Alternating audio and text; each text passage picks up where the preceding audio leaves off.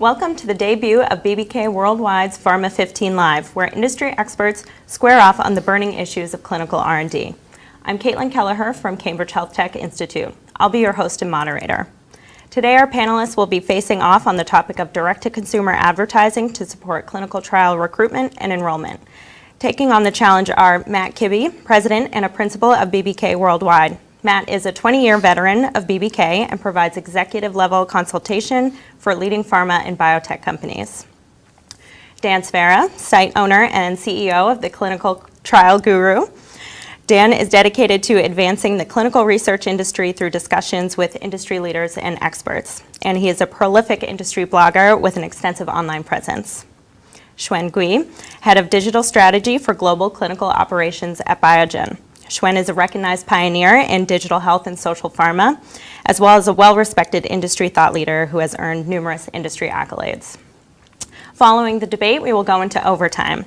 You can join the rebuttal by emailing questions to info@bbkworldwide.com. So let's get started. Xuan, advertising, is it just about referrals?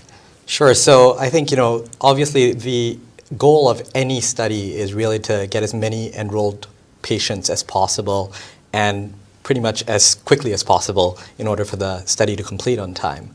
But as far as advertising goes, referrals are really the point where advertising really, in a sense, ends, because that's where you hand off to the sites and you lose control beyond that. So in terms of referrals, that is the end goal. However, patients are not equal. There are many patients along a journey, and certainly they're at different points, whether they're ready for a clinical trial, whether they even know about a clinical trial, whether they're looking for answers to their new diagnosis, and so on. So while advertising may be driving towards that goal of referrals, there's a lot of other things it can do. It can drive awareness about clinical trials. It can educate people about a certain disease or about clinical trials itself. So there are a lot of things that it does along the way, driving the patient down the journey, but certainly, referrals are the end of where advertising then hands off to the sites, and it's up to the sites then to get to the point where the patient gets enrolled. Absolutely. Matt? So it's really gratifying to hear that. I think that one of the things, though, that I would, disagree with slightly there is that, as a company that is consistently looked to for producing referrals, and I guess advertising, by the way, I guess technically is really about impressions rather than even just referrals, is that if it doesn't equal enrollment, if advertising doesn't equal enrollment, which is kind of what the question is tacitly asking, I think, then, is it really working? And I think we all know that advertising works. I mean, that would be a much different debate. If we were debating whether advertising worked or not, we'd be talking about, a multi-billion-dollar industry at stake in that kind of case. I think, but whether it equals direct enrollment is another matter. And I personally feel that in that particular part of the debate, we have to be looking at the role of sites. And this is what I think Xuan was getting to in saying, okay, so what is the role that they play? And to what degree are they held accountable to converting a referral into an enrolled patient? And in some ways, you have to ask yourselves, why would an advertising agency, someone who is actually generating the referral, have to take on, say, a financial burden for ensuring something like that actually happening? Because sometimes that actually gets pushed onto advertising agencies. And in some cases, there are things that you can actually do to mitigate those issues, but in many cases there aren't. So I think it's a fundamental kind of circular argument for the industry. Dan, what are your thoughts? Yeah, of course advertising is about referrals. That's what pays the bills for the sites, and that's what keeps the bills down for the pharma companies, right? But I think we need to differentiate between advertising, which is sales, and branding, and I put the onus on the sites to allocate some of the advertising budget that they get for long-term branding, right? So now the question becomes, well, who's paying for this? And I think the sites need to pay for it, but I've been able to successfully negotiate with sponsors to allocate 10%, 15%, 20%, as long as I have a proven strategy for long-term branding and we're a long-term partner as a site with that pharma company. I've had no problem doing that, and this would not even have been something I would have even considered 5 years ago. So the environment's changing, social media is changing, how we consume information is changing, and I think all of us, stakeholders in this industry, need to adapt. I would add on to that, actually. I would say that, the thing about referrals is it has to be qualified referrals, to the point that Matt made earlier about making sure that your advertising actually does bring you the right type of people. So you can send as many referrals as you want, but if they're the wrong people, then you're just putting the burden on the sites to actually have to filter out the wrong people. And so, it has to be qualified, and therefore, when it comes to getting enrolled patients in a study, the advertising has to be optimized based on who you get at the end that is actually qualified for that study. Mm-hmm. And that brings me to my next question. Do sponsors and sites feel that the quality of the referrals generated through advertising is the same through their own networks? Dan, what are your thoughts on that? So as a site owner, actually, and then I advise tons of sites across the country, we would never turn down referrals. Okay, now we're private sites, we're not KOL sites. There's a whole lot of variables there which we can get into. We will take any referral because that's free income, free money, right? We will lose our efforts when the 10th referral is not interested or doesn't know how we got their number, but we'll keep doing it because ultimately all we need is one screening and one randomization, and that's actually a good surge of income for a small to medium-sized clinic, even a large clinic. So referrals are welcome by sites, and I've never had a problem with a central recruitment vendor. Even if 30 of their leads are no good, if one is good, that's welcome. I haven't paid for anything. That's, that's also gratifying to hear, but it's not necessarily what we always see in practice as well, though. I mean, there are times when advertising will generate hundreds and hundreds of referrals to sites. And we have to acknowledge that does actually put an additional burden on the sites to process those referrals. But then the sites sometimes don't actually process them at all. I mean, the fundaments of your argument there are sound, that each one of those referrals does represent revenue to the site, possibly not necessarily for that one particular study, but maybe for another study, or maybe to come in and be an actual part of the panel for that particular site. But sites don't necessarily process them if they don't have the right infrastructure and revenue set up to actually be able to do that. And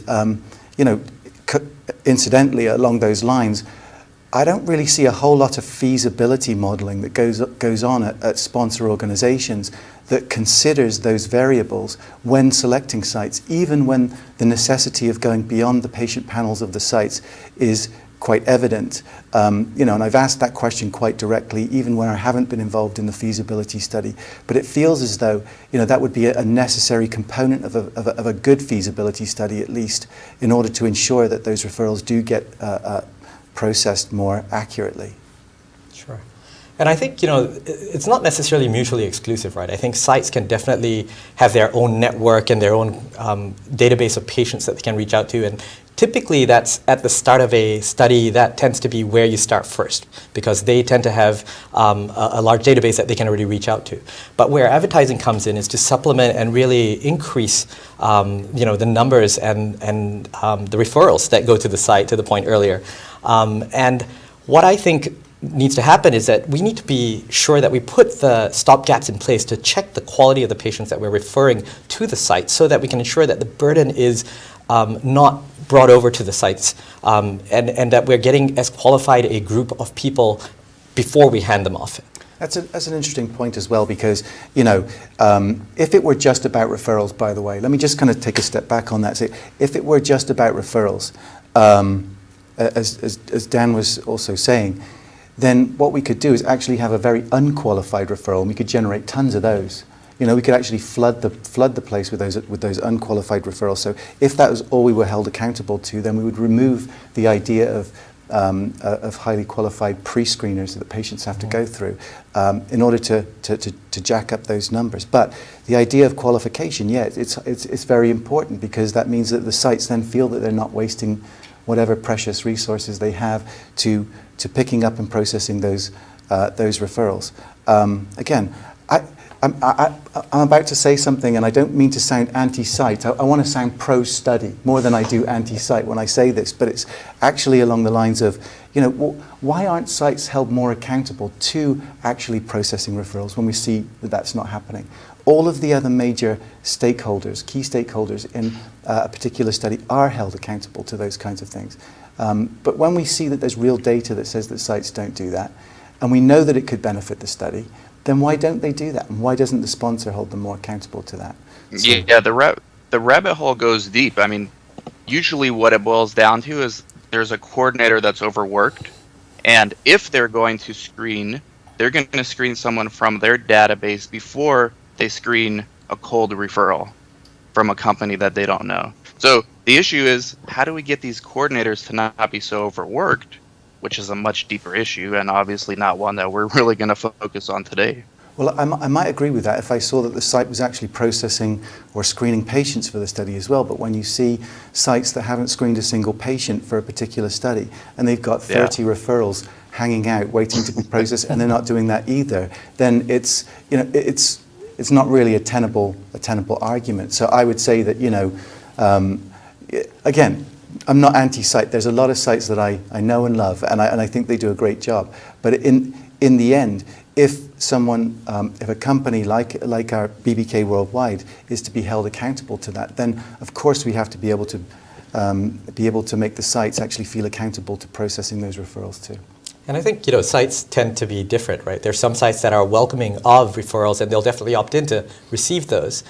In the same way that there's some doctors that are very happy for a patient to come in with information printed out from the internet, whereas other sites just don't like doing that. They don't like getting referrals from the internet or from other advertising sources because of bad experiences they had in the past or because they're not comfortable with that medium. So it really depends on the site itself. Yeah, supply and demand, bottom line. When in a year like 2018, when there's so many studies out there, sites are doing more studies than they normally would be doing. So you're not just competing with patients for that study, you're competing with all your studies that you have. So that could be another issue there.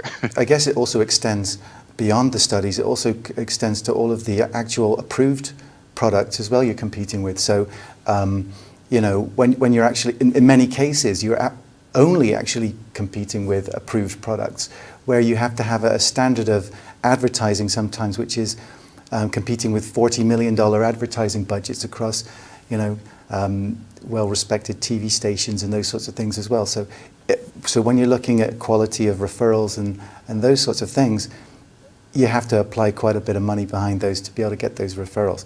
I would say that one probably valid criticism of the quality of those referrals, as we were talking about it, is perhaps the distance from the site that you can control. Obviously, that the more skilled advertising companies are going to try to look in sort of concentric circles around the site, looking at ultra-local advertising campaigns first of all, and then expanding that sphere of influence as the study goes on, and you have to look further beyond your borders.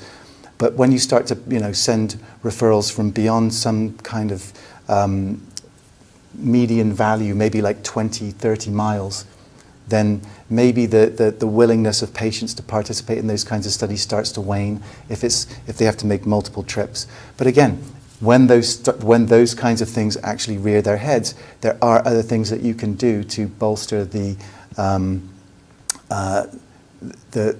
or rather to lower the withdrawal rate of those kinds of patients in studies as well. You can provide them with reimbursement funds or travel services to get them to the sites. We'll take them. Yeah, we'll take those leads. It's called Uber. Dan's Uber and Lyft. site sounds pretty amazing. This is one of the sites we like. Shwem, Thank you.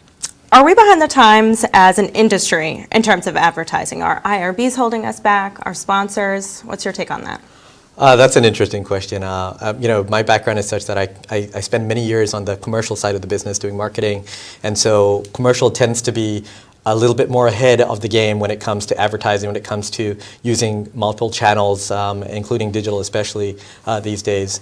And so when you look at what's happening in the clinical world, it's a little bit further behind than where commercial typically is, and therefore I would say we are behind the times because as a whole the healthcare industry is behind compared to other parts of other industries.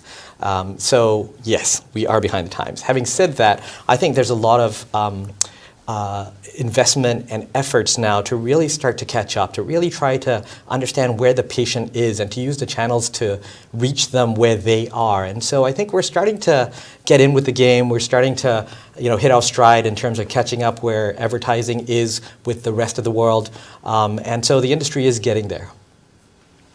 Matt, what's your take? Yeah, I think, I read somewhere that 2018 is going to be the first year that the digital media spend exceeds TV media spend, or something along those lines. And so if that's true generally of the advertising industry, then in some ways, what we do is actually ahead of the industry, because we've actually been spending more on digital advertising rather than TV advertising for some time. So if that's a metric you want to use, then yeah, maybe we are ahead. But you were also asking about whether IRBs was an issue on this. And my personal take on that is I don't believe that IRBs are actually impeding anything that we do. I haven't experienced it. Let's just say in the last few years, I haven't experienced that at all. And the way that we construct our ad campaigns now are very skilled. We use a service within our own agency that allows us to remember, a memory-based system, allows us to understand and remember the types of edits that we'd receive from IRBs, and so that we can not sort of hit those pitfalls in the first place. And I'm a very, very strong believer in the Declaration of Helsinki.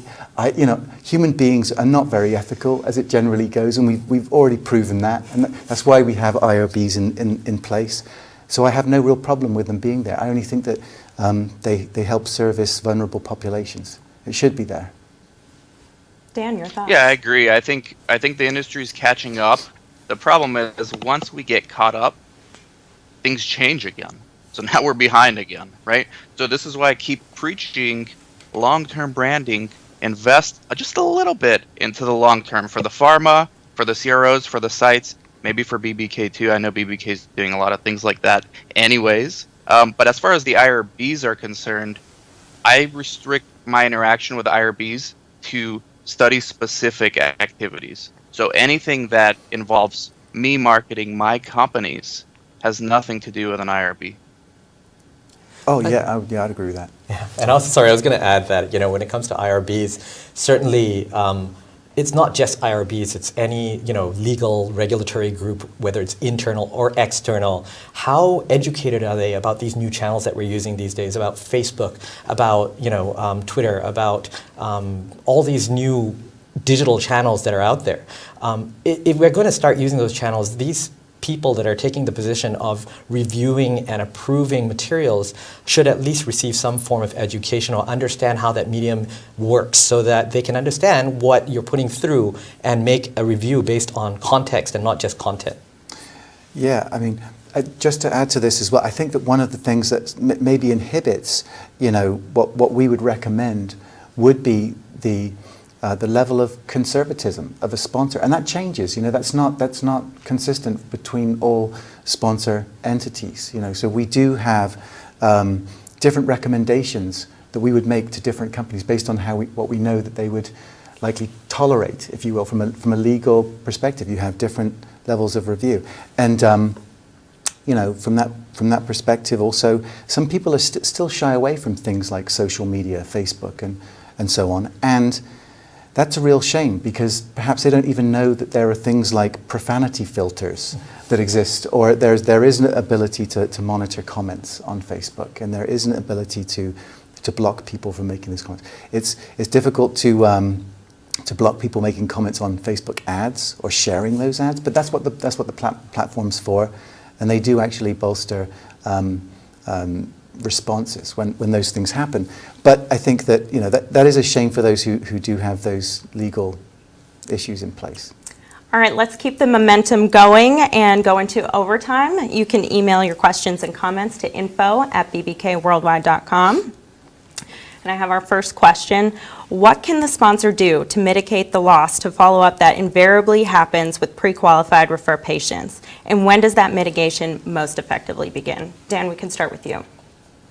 I think it falls down on the sites. I don't think the sponsor's even allowed to reach out to the patients, right? So once they're screened, certainly once they're randomized, that's the responsibility of the principal investigator, which means it's the responsibility of a study coordinator. So lost to follow-up, hey, try retention strategies like Uber, like Lyft. Figure out what the problem is. Have a caregiver, have a dedicated community outreach specialist that can get the patients back in for their visits. That's not the sponsor's responsibility, in my opinion. I think it depends where in the process it is as well. I think if it's at the point where they're referring to the site, and to Matt's point earlier about how sometimes sites have a lot of referrals waiting for them, but they haven't actually processed them yet. I mean, that is on us to try and encourage the sites to actually put those people through to an appointment so they can actually screen them. But in terms of anything once they've signed the consent, that's on the sites to actually make sure that we don't lose them after that. Yeah, I say, there are other surrogate coordinator resources that we can possibly put in place. I mean, I know that we would probably recommend something along the lines of what we call Your Study Nurse, where we can actually use an IRB-approved script to reach back out to the patients who have passed or pre-qualified through the pre-screener, and then try to do some sort of warm connect. Once you connect with that patient, get them through to the site. I think, it's my hypothesis that probably one of the greatest barriers in the referral process is the time it simply takes to connect with somebody. I mean, I don't know about you guys, but I don't think I've ever I haven't picked up a call from a number that I don't recognize for many years now. So if a number's coming through from a site, perhaps patients are just more hesitant to actually answer their phones. And so it may take 3 or 4 calls or 3 or 4 emails to do that. And that's what sites don't feel that they have time to do. So if we can actually take that portion of their time and then connect the two at the moment that we actually have that connection, then that's what seems to work for us. It won't work in 100% of cases, but it has a high success rate. So a follow-up to that, do therapeutic indications dictate your advertising tactics, or can you always rely on social media or another method? What do you think? Of course they do. I mean, you're not going to recruit an Alzheimer's patient the same way you're going to recruit an ADHD teenager. Like, there's just totally different ways that those people consume and their families consume content. So of course the therapeutic indication matters. Yeah, I think this is a point of contention that I was talking about with Matt earlier today, which was around the fact that, one size does not fit all with every study. You need to come in with insights that tell me why you're using the different advertising channels to create this multi-channel approach to engaging and recruiting patients. You can't just say, well, we did this for the last study and therefore it's going to work for this study. You need to show me who is the real target, and do you have multiple personalities or different profiles and segments that you're going to target, and then tell me how you're going to get them based on the research you've done. It can't be that one size fits all. Yeah, segmentation and media indexing, absolutely key. I mean, even when people are talking about social media, the way that each of the different major branches of social media that are used for advertising are different because the profile of the people who use them are different. And, just for example, if you're looking at something like Instagram, the number of folks that are over 65 years old that are using Instagram plummets. I mean, it has less than 8% penetration amongst that particular audience, but has a really high penetration amongst audiences that are from 18 to say 29 years old. Whereas Facebook might have a more level of acceptance amongst all those different audiences. I think it obviously does come down the older the audience is, but even over the age of 65, it has greater than 63% penetration amongst that audience. So, sorry, go ahead, Dan. Yeah. Oh yeah, no, I'd like to add one thing that I do think is just starting to emerge, and some smart pharma companies are already doing it, is patient advocacy. So I do think that will work across the board, but we're so early and there's a lot of gray area. And if you talk to attorneys like Darshan Kulkarni, shout out to Darshan, you'll see that you can get in tons of trouble. I mean, we're talking about the Department of Justice, so got to be careful. It works, but tread cautiously. Agreed. All right. our final question. With the new technology and the proliferation of wearables and real-time access to information, do you think clinical trial advertising will be affected? Shwen, we can start with you. I'm not sure about clinical trial advertising, but certainly the whole world of healthcare is going to be affected, and there's certainly going to be a lot of changes. We're going to include wearables in a lot of our studies in the future. We're going to be able to get real-time feedback. Patients are going to have feedback. Doctors are going to have feedback. Studies are going to change, and in terms of targeting advertising, if there's an opportunity to actually tap into that data and understand what we call, digital biomarkers, for example, where we can actually detect someone's or predict someone's symptoms or someone's disease based on some of the data that's being collected by the wearables, then we can target more effectively. I mean, ultimately, advertising should be about using your investment as efficiently as possible. And the more data you have to target the right type of patient to qualify for a study, the better. And so if wearables help with that, then yeah, it's going to help in the future. Yeah, I think that from, if we're thinking about, say, remote as one of the virtual trials, or Virco as one of the, trials of a wireless diabetes glucose meter, things, those are the sort of major trials you think about when you think about these things. It really starts to mean for advertising, I think, that you're opening up geographies. Perhaps you don't have to be as local around sites anymore. If you're going to have remote visits, or if you're going to have people who can sort of mail in their or wirelessly send in their information from wearable devices, it might reduce the burden on the patients in terms of how often they travel back to the site. So I would say, perhaps it opens up our ability to be in areas to serve populations that are not served by sites. Dan. Yeah, this entire arena is exciting. I mean, not just wearables, but if you look at 23andMe, right? Like I just became a member. I am now a part of one of the largest clinical trials ever, right? And I've learned that I have a higher risk to develop celiac disease. So thankfully I don't have any of the symptoms, but if I ever did, and 23andMe notifies me that there's a clinical trial in my area, guess what? I might consider joining it. All right. That brings us to the end of today's lively debate. We hope you can join us for the next Pharma 15 Live when we tackle another hot topic in R&D. Thank you and enjoy the rest of your day.